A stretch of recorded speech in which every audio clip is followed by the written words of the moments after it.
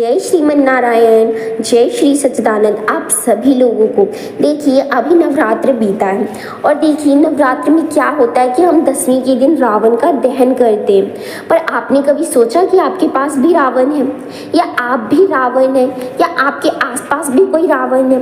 But आप लोगों ने ये चीज़ को नोटिस नहीं किया, आप लोगों ने इस चीज़ पर ध्यान नहीं दिया। देखिए, मन की अज्ञानता यानी आपका जो मन है उसकी अज्ञानता रूपी उस रूप को रावण कहा गया है, जिसका दहन आप लोगों को करना है। उसके लिए ना तो 10वीं की जरूरत है ना किसी दिन की। आप अगर आज ज्ञान को प्राप्त करते हैं तो आप आज ही अपने रावण का दहन कर सकते हैं। देखिए, युग के नए कौतुक यानी रचते हुए प्रभु भिन्न भिन्न रूपों में अनेक लीलाएं करते आ रहे हैं और भक्तों को आनंद देने के साथ ही धर्म और संस्कृति को पुनः स्थापित करते हुए धरती पर आते हैं।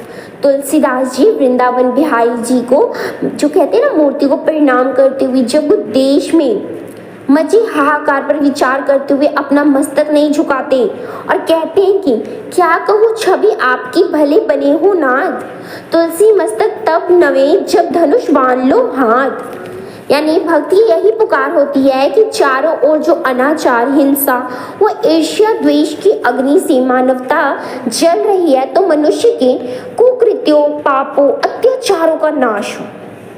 आप समझ रहे हैं, जिससे धर्म और सत्य की जय हो, अधर्म की नहीं।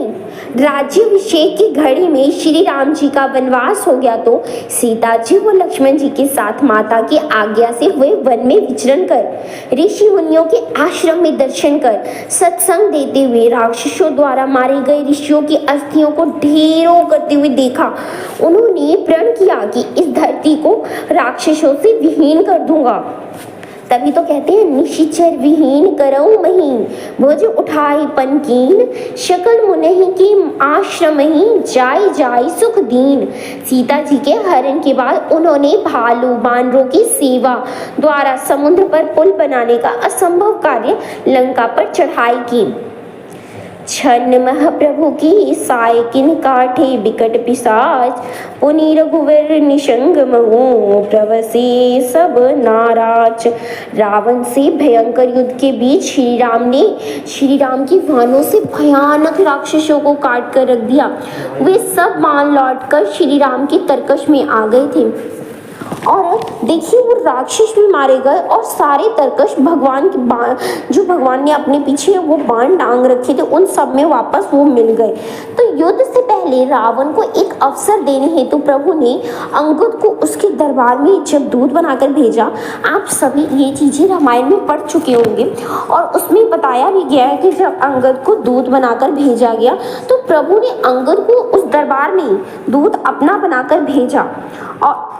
और नीति धर्म की बातें सुनकर भी रावण न डरा, तो अपने स्वामी की ओर से अंगद ने अपना पैर जमाकर चुनौती दी कि मेरा पैर यदि यहाँ कोई वीर हिला दे तो मेरे स्वामी लंका से लौट जाएंगे। अनेक बलवान सूरवीर पराक्रमी योद्धा भी जब हार गए तो रावण उठा। अंगद ने कहा, मेरे पैर पकड़ने से पहले तुम्हारी रक्षा नहीं होगी, मेरे स्वामी के चरण पकड़ो तो वे तुम्हें क्षमा कर देंगे। तो रावण श्रीहीन होकर, तेजहीन बनकर सिंहासन पर बैठ गया। युद्ध में अपने पुत्रों, भाइयों, बंधुओं, वीर सैनिकों के मारे जाने पर भी मायावी रावण जो था उसका अहंकार नहीं झुका। जास प्रबल मायावस शिव, विरंजहि छर छोट, ताहि दिखावहि निशिचर निज, मायामति खोट। शिव और ब्रह्मा जी भी जिनकी अति बलवान माया के वश में है, उन्हीं प्रभु को खोट बुद्धि निशाचर अपनी माया दिखाता है।